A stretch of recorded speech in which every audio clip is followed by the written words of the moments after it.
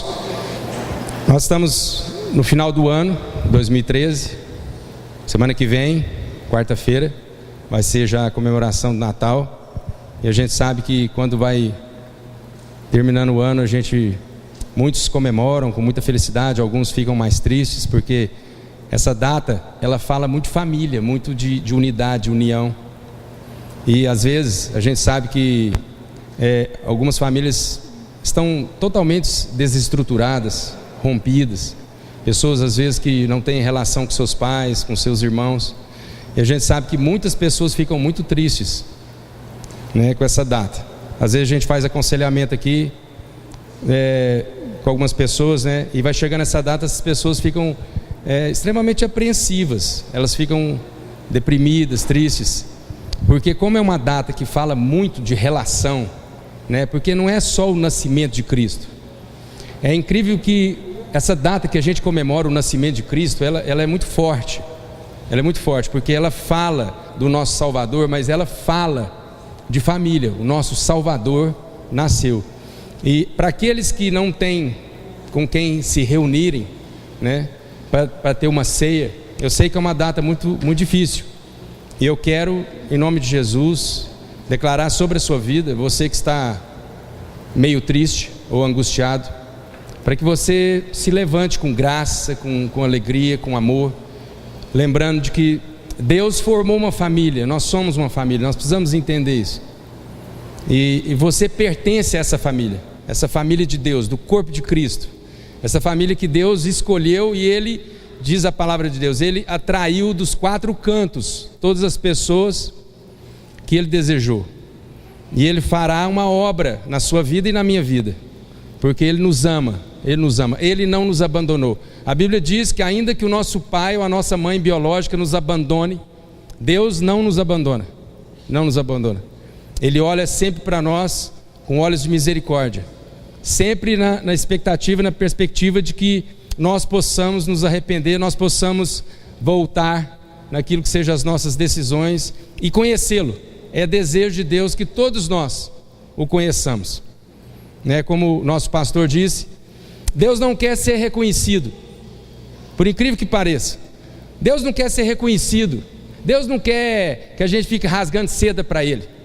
Às vezes nas nossas adorações, nas nossas cantorias, vamos pôr assim, a gente fica lá tal, e rasgando seda e adorando a Deus.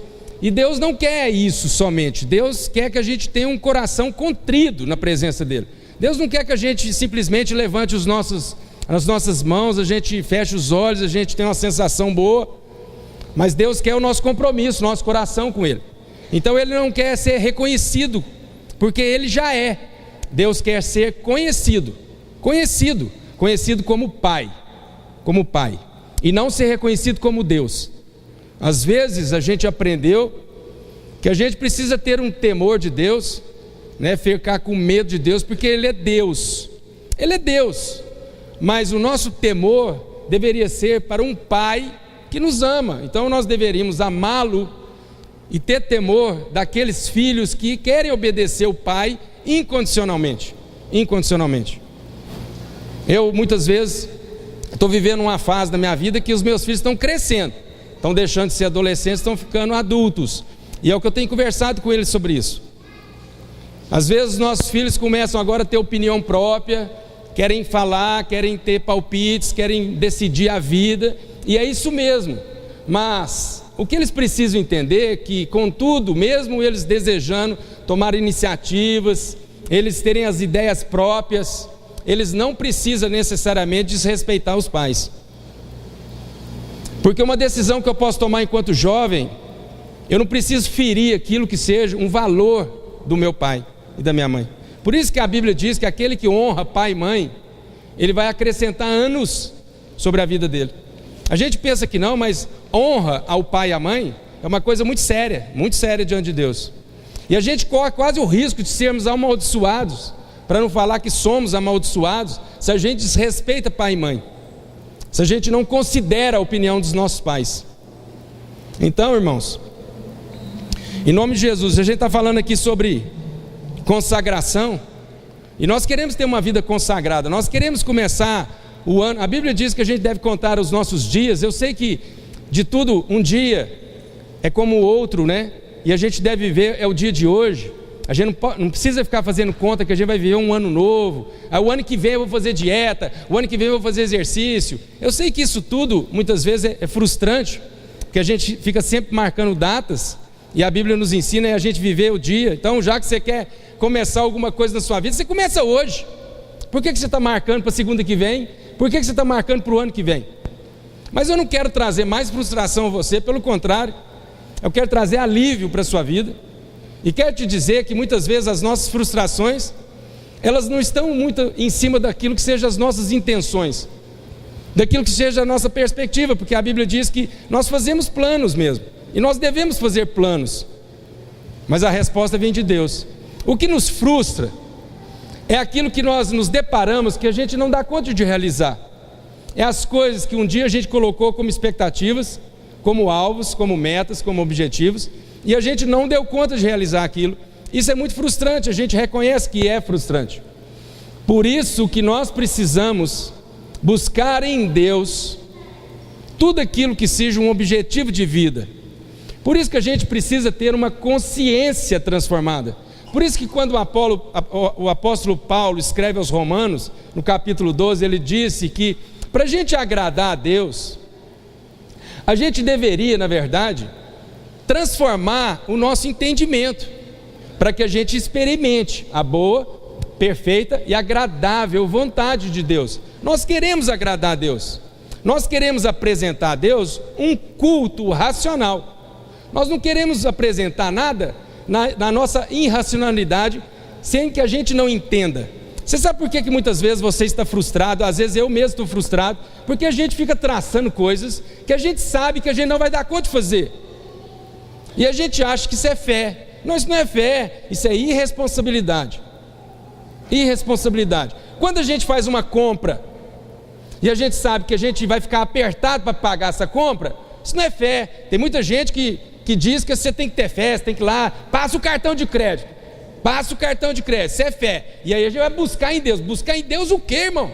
Depois a gente fica apavorado aí, participando de todo tipo de campanha, jejum, oração, a gente vai nos montes, vai não sei aonde, porque a gente fica apavorado, o cartão está vencendo, a gente não tem perspectiva de ver essa entrada, aí a gente fica desesperado, aí a gente fica achando que algumas coisas na vida da gente é fé, e não é fé, é irresponsabilidade.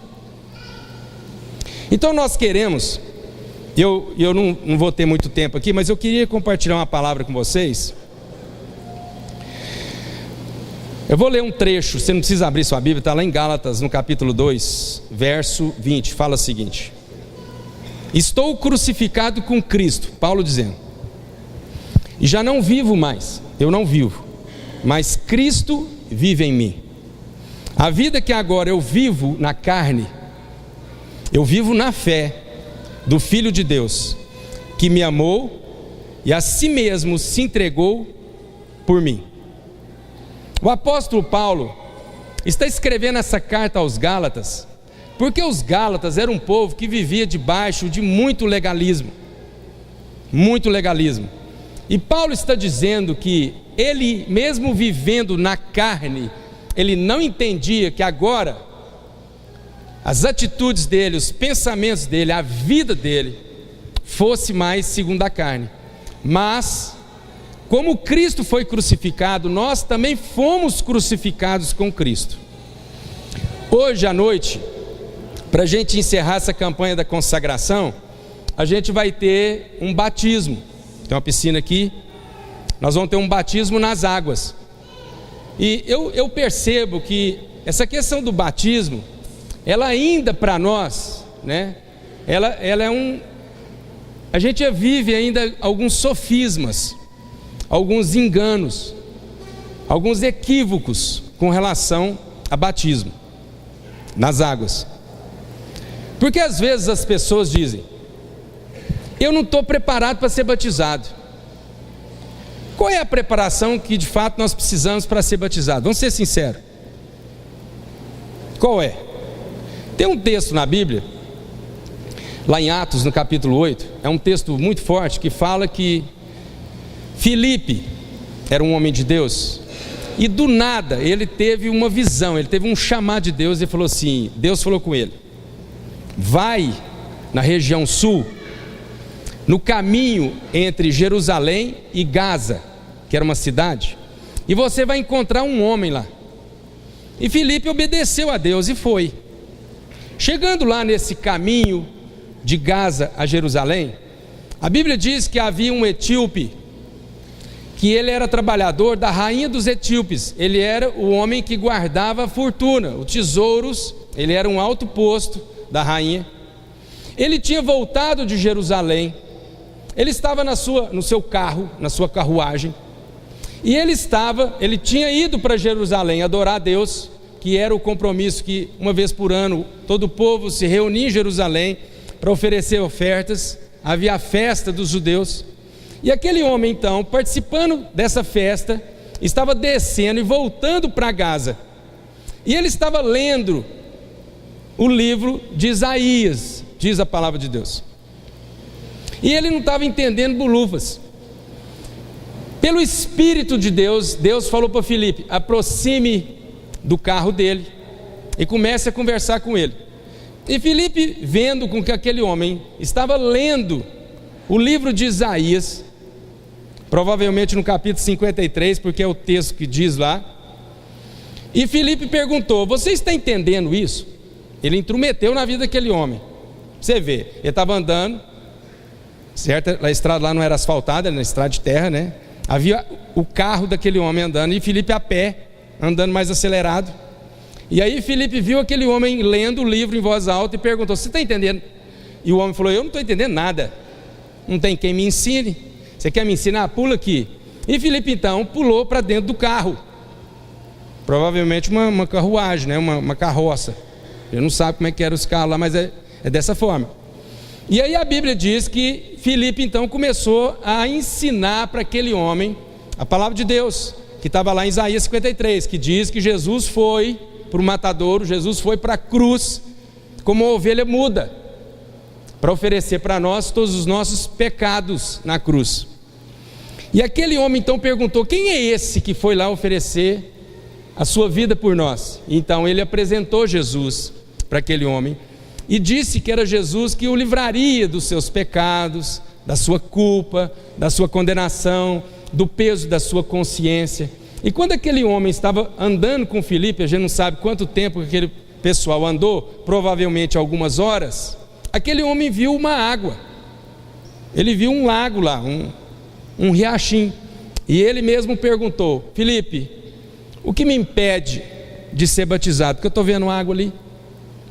E Filipe chegou para ele e falou assim: nada te impede, é lícito o seu pedido, é lícito. Você só precisa de uma coisa para ser batizado: você crê que Jesus Cristo é Filho de Deus? E ele diz: creio. Então pronto, você está pronto para ser batizado. Eu não quero, irmãos, em nome de Jesus, banalizar aquilo que seja o batismo, mas também eu não quero que nós tenhamos uma religiosidade em cima daquilo que seja o batismo. Nós precisamos encontrar a medida do qual a palavra de Deus diz a respeito do batismo, porque o batismo na nossa vida, irmãos, não é algo que Deus ainda fará na minha vida, mas o batismo é a testificação daquilo que Deus já fez na minha vida, é o testemunho daquilo que Deus fez na minha vida. O batismo, para nós protestantes, ele é um dos sacramentos, dos 2 sacramentos que Jesus deixou para nós. A Igreja Católica Apostólica Romana, ela crê em 7 sacramentos. O que é um sacramento? Um sacramento é algo visível que Deus dá, que testifica o invisível produzido em nós. É como se fosse uma ordenança, é como se fosse algo sagrado que Deus instituiu e deixou. Então esse algo visível que Deus traz a nós, que testifica daquilo que foi produzido internamente, isso é um sacramento. E para nós o sacramento é a ceia, a Santa Ceia, do qual a gente reparte o pão, a gente reparte esse sacrifício que Jesus ofereceu por nós, a gente come desse pão para comer corpo de Cristo. E a gente bebe desse cálice. Mas o outro sacramento do qual nós cremos é o batismo, porque nós cremos que pelo batismo eu dou testemunho. E aí o apóstolo Pedro, ele escreve o seguinte, eu vou ler para vocês aqui. Agora também, por uma verdadeira figura, o batismo vos salva, o qual ele não é o despojamento da imundícia da carne, mas é a indagação de uma boa consciência para com Deus, por meio da ressurreição de Jesus Cristo. Nós cremos que o batismo é isso, é uma indagação de uma nova consciência. Eu fui transformado, eu fui alcançado, eu fui mudado, eu fui lavado, eu fui purificado, e agora eu preciso então dar testemunho de que isso aconteceu na minha vida. Eu estou compartilhando hoje essa palavra com vocês. Eu sei que a maioria de vocês já passaram pelo batismo, mas se há alguém aqui no nosso meio que ainda não passou pelo batismo e não fez o curso de batismo, mas sente no seu coração, e Deus possa estar falando dentro do seu coração, nós hoje queremos quebrar aqui um protocolo e queremos fazer com que você passe pelo batismo, porque o batismo nada mais é do que isso, do que ter uma nova consciência em Deus. Amém? E aí eu queria rapidamente explicar alguns significados do batismo para nós. Um dos significados do batismo para nós é que a tradução da palavra batizar do grego lá antigamente significa mergulhar, inserir. E é o que a Bíblia diz, nós fomos inseridos numa família. Nós fomos agora aceitos numa família. Nós não pertencíamos à família de Deus. Nós pertencíamos à nossa família biológica, pai, mãe, tios, irmãos, tios. Só que na medida que eu tenho a minha vida transformada, uma das coisas que transformou e mudou minha vida é que agora, eu além de ter essa família biológica, eu também tenho uma família espiritual, uma família de Deus. Essa família que Deus está reunindo, independente de quê? De condições sociais, seja rico, seja pobre, seja amarelo, seja negro, seja branco, seja especial, seja não especial, seja paraplégico, seja não paraplégico. Essa é a família que Deus está reunindo, não uma família que seja norteada pelas aparências, mas uma família que Deus desejou escolher, e Ele nos aceitou. É tão importante isso, porque às vezes, irmãos, a gente participa desse momento de celebração aqui juntos, e às vezes a gente pensa que essa congregação, essa reunião, ela é segmentada. Existem as patotinhas, existem as panelinhas, existem as pessoas que saem, vão para um cantinho, e tem gente que fica às vezes meio assim, sentindo preterido. Todas as pessoas que se sentem preteridos numa assembleia dessa, é porque no fundo vive uma crise de identidade. Pessoas que precisam ser aceitas, pessoas que precisam ser reconhecidas, pessoas que precisam ser amadas, mas nós nos esquecemos que quem nos amou primeiro foi Deus. Quem nos trouxe e nos inseriu para essa família foi Deus. Não foi ninguém aqui que me aceitou, foi Deus que me aceitou primeiro. Não foi ninguém aqui que me amou em primeiro lugar, mas foi Deus que me amou em primeiro lugar.